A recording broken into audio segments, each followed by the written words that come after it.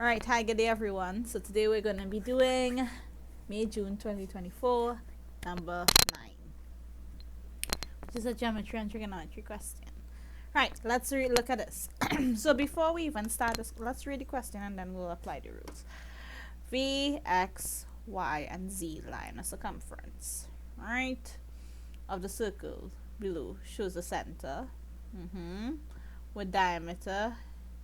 The diameter is Vy. UW is tangent to a circle at V, angle VXZ. Where's V? VXZ is 62. Angle X, where's angle X? VY is 18. Right. Yeah, okay. Before we even move on, let's type down some of the rules that we are seeing. First rule is, why am I not getting the, 1 second guys, need to, yeah. Okay, so the first rule that we're getting is that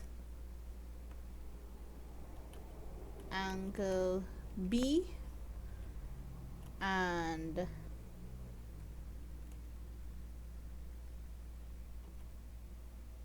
and 62 are equal because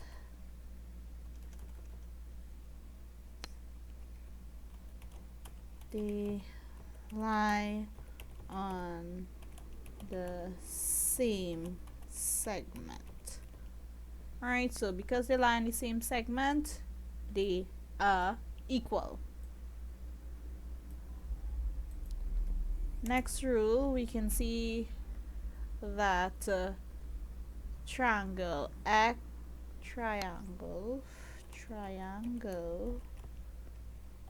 ZOV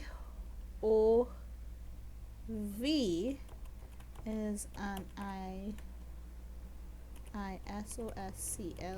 isosceles triangle. Hence, the base angles D and I'll call it the actual name, and angle OV and angle OVZ are equal. Right, the next thing that we are seeing is this here and this here. Angle C is 2 times the size of 62. Why? Because the angle at the center of the circle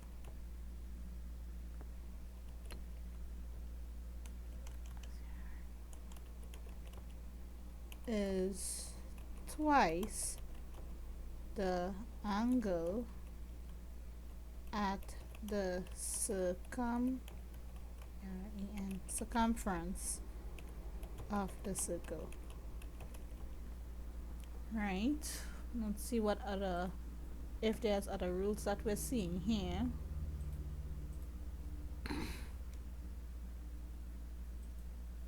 Angle YVU, angle YV,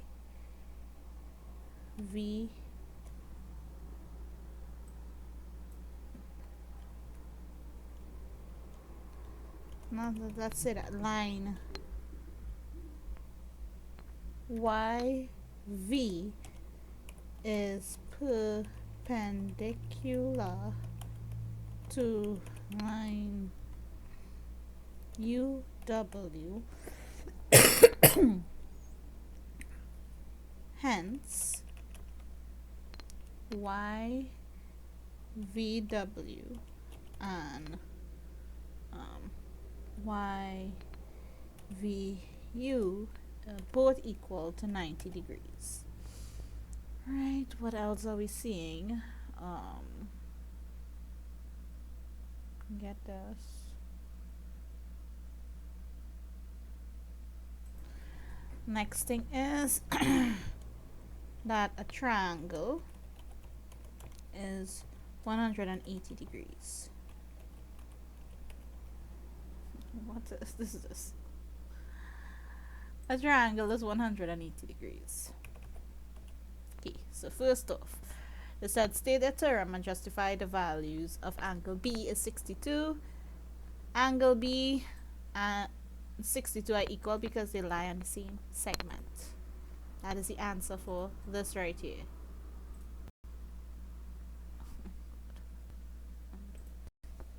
One second, guys.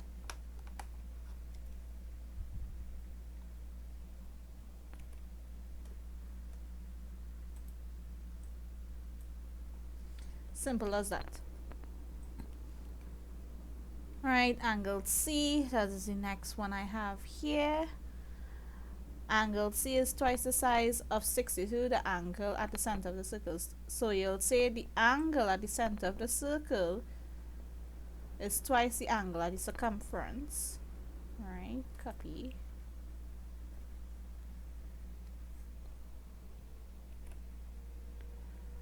Alright, knowing this, do that.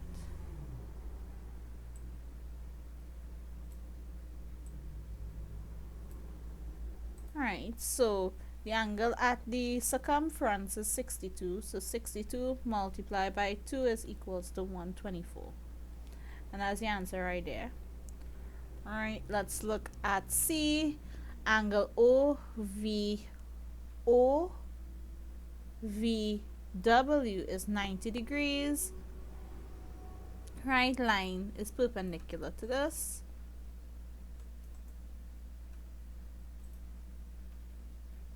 And that's the answer for this one.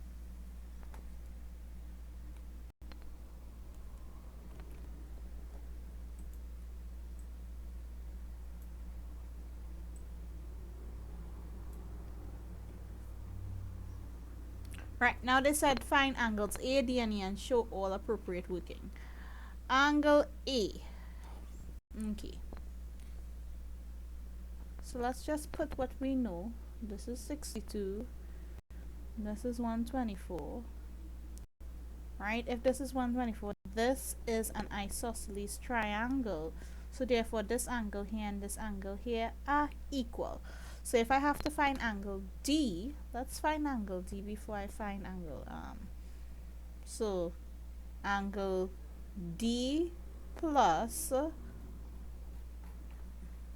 on 1 second, guys. So as I was saying, I had to just have this here so I wouldn't have to only be scrolling up. So let's find D, and I'm calling this, so D plus OVZ, angle OVZ plus 124 is equals to 180. That's the triangle, right? What is now D and OVZ, because they are isosceles triangle, they are equal. So let's say D plus the next D plus 124 is equals to 180. So 2 D's would be 180 minus 124. So D would be equals to 180 minus 124 is 56. So 56 divided by 2 is equals to 28. So here is 28 and here is 28. Right, so D is equals to 28 degrees. The next thing that you have to pay attention to is, and this is why I wanted to solve D, A plus 28 is equals to 90 degrees. Sorry, 90 degrees. right? So A would be 90 minus 28. 90 minus 28, which is equals to 62. It is also, no, we'll just leave it like that. A is 62. Right, and then E, let me just erase that D plus, right, let's erase that. They want E, which is this here. Now, if you look at triangle XVZ,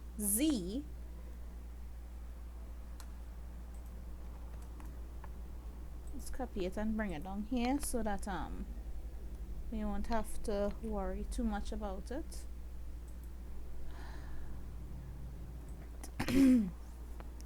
Right, we want E. If you look at triangle XVZ, that is equals to 180, yes? Angle X is equals to 62. Angle V is equals to 18 plus 28. And then angle Z is a combination of D and E. Right? So first off, that's 62 plus 28, and 18 is 28 plus 18 is equals to 46.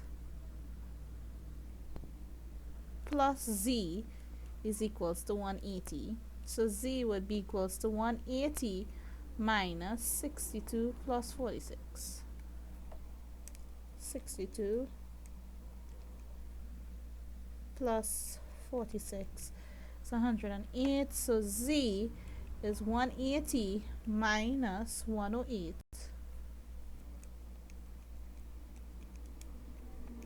which is 72. But what did I say? Z is equals to D plus E. We know D is 28, so that's 28 plus E is equal to 72. So E would be equal to 72 minus 28, which is equals to 44. So E is equal to 44 degrees. Alright, let's go on part B. Diagram below shows a quadrilateral PQRS formed by joining two triangles PQS and QRS. Calculate the length of QR. QR. So we have two sides and an angle. First thing you have to do is this triangle here is not a right angle. So you have to rule out. You have to ask yourself, what are the two rules that you can use? You could either use sine rule or cosine rule. For sine rule, you need a side with the corresponding angle. We do not have a side with a corresponding angle, so it's not sine rule. We have to use cosine rule. So cosine rule would be QR squared is equals to QS squared plus SR squared minus QS by SR cos the angle 25. Right, well, cos theta or cos QSR, whatever you want to call it. Alright, so that's QR squared is equals to QS, which is 18 squared plus 16 squared minus 18 by 16 cos 25. So QR would be equal to the square root of open bracket 18 squared plus 16 squared minus open bracket 18 multiplied by 16 multiplied by cos 25 close bracket, close bracket. So QR When you put this in your calculator, you'll get 17.86 meters to 2 decimal places. Now would be answer for this one. Sorry guys, it's supposed to have a 2 here.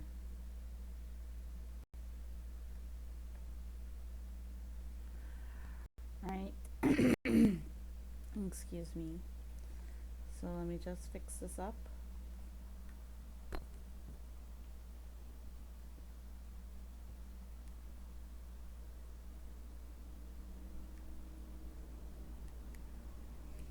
Alright, when you put this in your calculator, you're gonna get 7 point, sorry. Right, so it'll be 7.61 meters to 2 decimal places. Right, and that would be the answer for this question. Let's read this. The bearings of P from S is 2 and 05. Determine the bearing of R from S and S from P. Alright. The bearing of P from S is 205. So anytime you hear that, you put your note line like this, and they're telling you bearing from okay, no, he's starting from P, from S, sorry. So it's here. So it's starting from S. This is a note line, right? From S to P. So that's this entire thing is 205. They want the bearing of S from R. So we know that 72 plus 25 plus your bearing R from S all equal to 205, right? So now we would see the bearing of S from R. 72 plus 25 is 92 plus 25 is 57. So 57 plus your bearing R from S, because of 205. So R from S, your bearing from R from S would be 205 minus 57. Sorry, not 57, that's 97. 97. So 205 minus 97, that's 108. So the answer would be 108. And then they want the bearing of S from P. So they're starting from P. Alright, you're starting from P and ending to S. So they want this here.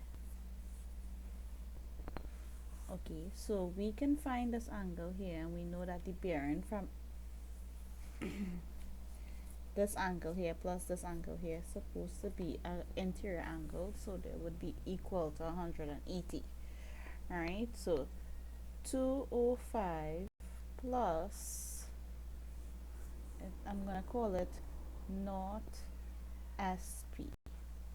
That is your angle, and SP, that's this angle here, is a whole 360. So NSP equals to 360 minus 205.